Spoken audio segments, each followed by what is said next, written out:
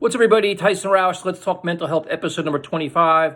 Please subscribe to our channel and help us raise awareness regarding mental health issues and helping people break the silence. The most important thing is to have a society where everybody's comfortable talking about mental health issues like depression and anxiety, where we can all just kind of cope and deal with things together. So this episode is about the battle of the mind. And right now, this pandemic, it is challenging for everybody mentally, physically, financially.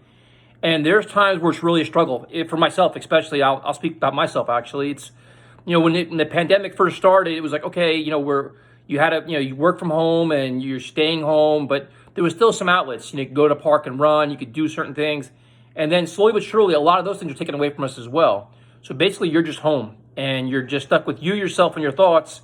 And I'm a fairly positive person. You try to stay upbeat. You try to find the good in anything, and you'll stay busy we do a podcast and radio shows and videos, whatever else. Stay busy with work. You watch Netflix, but slowly over time, even that's not good enough. In your mind, you're battling your mind almost every day. You go on social media, and there's so much nonsense and chaos, a lot of negativity. So you don't want to deal with that. You speak to some of your friends, and a lot of those conversations aren't very positive, where they're worried about unemployment or their health or their finances. I've had 3 friends that lost their fathers, which was a very hopeless feeling, where you can't help them and you can't help them mourn. So you're pretty much surrounded by a lot of negativity, a lot of sadness, and a lot of doubt, and it's hard to stay inspired. So then you watch TV, you can't really watch the news. So you take away, you can't really work out. The TV is very difficult in terms of news. Social media is definitely challenging. So you have movies or music, basically. It's challenging, and a lot of your outlets and your resources are being taken away. So how do you overcome this?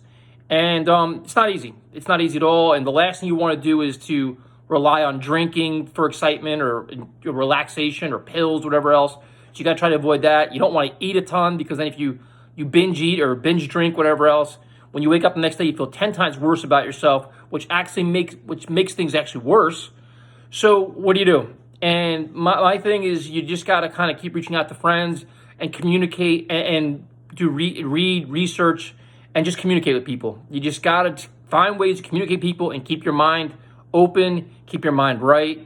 Try to find senses of positivity, and just it's a challenge. Like, if you can't do that, there's hotlines, there's online communities, and there's a lot of motivational videos if you Google them or go on YouTube.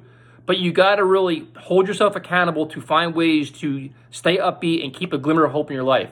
I've been struggling the last week or so, and I've been just trying to find ways to do things and keep active.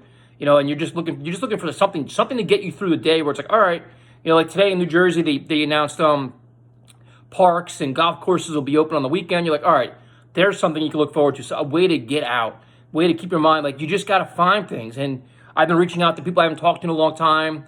You just got to be really, really creative. But the most important thing is to understand that you're not alone. There's so many people dealing with this right now. I mean, thousands and thousands of people that are struggling for a variety of reasons.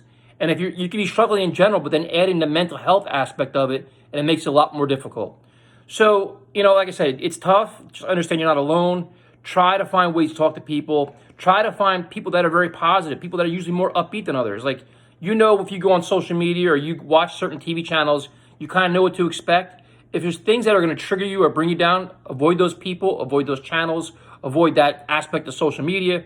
You got to kind of say, listen, I know what I'm getting myself into here, so let me avoid that. In past videos, I've referenced a lot of things where you can go to guys like David Goggins or Gary Vaynerchuk or your favorite celebrity or your favorite band. A lot of them are posting really cool things.